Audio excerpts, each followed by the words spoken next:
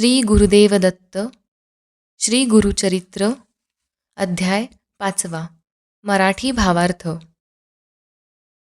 कलियुगात पिठापूर या दक्षिण भारतातील एका नगरात आपळराज व सुमती हे ब्राह्मण दाम्पत्य राहत होते.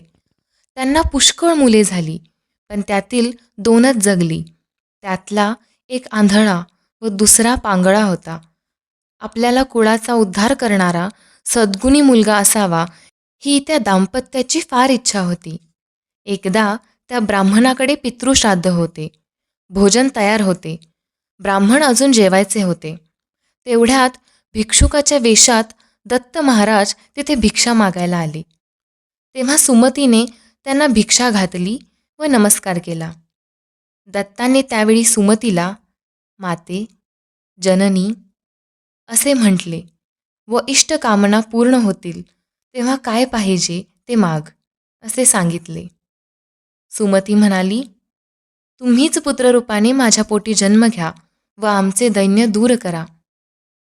तथास्तु असा आशीर्वाद देऊन दत्त म्हणाले, जो पुत्र तुम्हाला होईल त्याच्या मनासारखे होऊ द्या. त्याच्यावर तुमचे सांगणे लादल्यास तो निघून जाईल. नंतर भिक्षुक तिथेच अदृश्य झाला.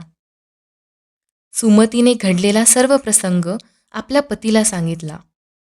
ब्राह्मण भोजनाआधी भिक्षुकाला अन्नदान दिले म्हणून पतीची क्षमा मागितली. तिचे बोलणे ऐकून ब्राह्मणाच्या मनाला संतोष झाला. तो म्हणाला, पतिव्रते, हे तू चांगले केलेस. त्यामुळे माझे पितर तृप्त झाले. पितरांसाठी म्हणून आम्ही कर्म करावे व ते विष्णूला अर्पण करावे. तो त्याने साक्षात आमच्या घरी येऊन भिक्षा स्वीकारावी याचे नवल वाटले. पुढे कालांतराने सुमतीला पुत्र झाला. त्याचे नाव श्रीपाद ठेवले, कारण तो त्रिमूर्ती दत्तांनी भक्तजनांचा उद्धार करण्यासाठी स्वतःच घेतलेला अवतार होता. पुढे त्या ब्राह्मणाने 7व्या वर्षी त्या मुलाची मुंज केली. श्रीपाद पुढे वेदपठन शिकला. मीमांसा, तर्क इत्यादी शास्त्रांचे तो सविस्तर विवरण करू लागला. आचारधर्म, व्यावहारिक धर्म, प्रायश्चित्ताचे प्रकार हे तो सर्वांना सांगू लागला. ते ऐकून नगरातील सर्व लोक नवल करीत असत व हा पुढे मोठा कर्तृत्ववान अवतार होईल असे म्हणत. वेदांतातील भाष्यांचा अर्थ तो ब्राह्मणांना सांगत असे. श्रीपाद 16 वर्षाचा झाला तेव्हा त्याचे आईवडील त्याचा विवाह करण्याचा विचार करू लागले. तेव्हा श्रीपाद म्हणाला, तुम्ही माझा विवाह करण्याचा बेत करता, पण मी माझा विचार करून ठेवला आहे.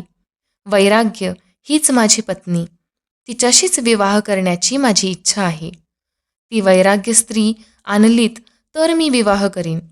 मी तापसी आहे, ब्रह्मचारी आहे.